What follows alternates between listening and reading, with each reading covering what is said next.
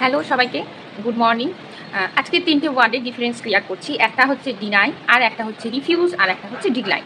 এই তিনটের মানেই কিন্তু অস্বীকার করা বা প্রত্যাখ্যান করা এরকম কিছু বোঝায়। ফার্স্ট আসি ডিনাই। ডিনাই মানে কোনো জিনিসকে কী করা, আমি মানে প্রত্যাখ্যান করছি, মানে এরকম বোঝাবে।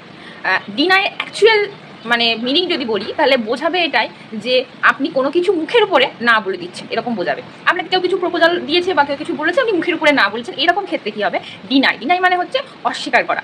তো অ্যাজ এন এক্সাম্পল আমি যদি বলি সি ডিনাইড মাই প্রপোজাল, মানে আমার প্রপোজালটা সে অস্বীকার করেছে বা আমার প্রস্তাবটা সে অস্বীকার করেছে।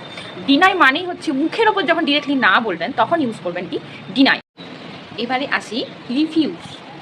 রিফিউজ মানে হচ্ছে আপনাকে কেউ কোনো কিছু অফার করতে চায় বা আপনাকে কেউ হেল্প করতে চায় বা আপনাকে কেউ কোনোভাবে কী করতে চায়, সাহায্য করতে চায়, কিন্তু আপনি কি করছেন যে আপনি সেটা নিতে চাইছেন না অন্যজনের কাছ থেকে। মানে রিফিউজটা হবে এটা যে আপনি সাহায্য বা কোনো দরকার বা কোনো প্রয়োজন অন্যের কাছ থেকে নেবেন না, ডিরেক্টলি কী করবেন, মানে না বলে দেবেন, এই রকম কথা। তখন হবে কি রিফিউজ। রিফিউজের একটা এক্সাম্পল বলছি, my brother refuse to any one's help him. আমার ভাই কেউ তাকে সাহায্য করুক সেটা সে রিফিউজ করছে, মানে অস্বীকার করছে বা প্রত্যাখ্যান করছে, এরকম একটা অর্থ। তো রিফিউজ মানে কেউ আপনাকে কি করবে, বাইরে থেকে কোনো কিছু হেল্প করার জন্য আপনার কাছে প্রস্তাব দেবে। তো সেই জন্য সেইখানে হবে, সেটা শুধু হেল্প না, অন্য কিছু অর্থে হবে, কিন্তু মনে রাখবেন সেটা কিন্তু কোনো একটা প্রস্তাব হবে, আপনাকে দেবে, সেই ক্ষেত্রে হবে কি রিফিউজ। এবার বলি ডিক্লাইন। ডিক্লাইন মানে হচ্ছে কোনো নোটিশ, কোনো অফিসিয়াল কাজকর্ম কী হবে, মানে তারা তাদের দিক থেকে কী করবে সেটা বন্ধ করে দেবে। ডিক্লাইন হচ্ছে একটা প্রফেশনাল ওয়ার্ড। রিফিউজ, ডিনাই এগুলো আমরা নর্মাল ইংলিশ হিসেবে, মানে বেসিক ইংলিশ হিসেবে বলছি, কিন্তু ডিক্লাইন একটা প্রফেশনাল ওয়ার্ড। এটা আমরা কর্পোরেট সেক্টর, গভর্নমেন্ট সেক্টর এইসব জায়গাতেই ইউজ করি, বোঝা গেল। ডিক্লাইন একদমই প্রফেশনাল একটা ওয়ার্ড।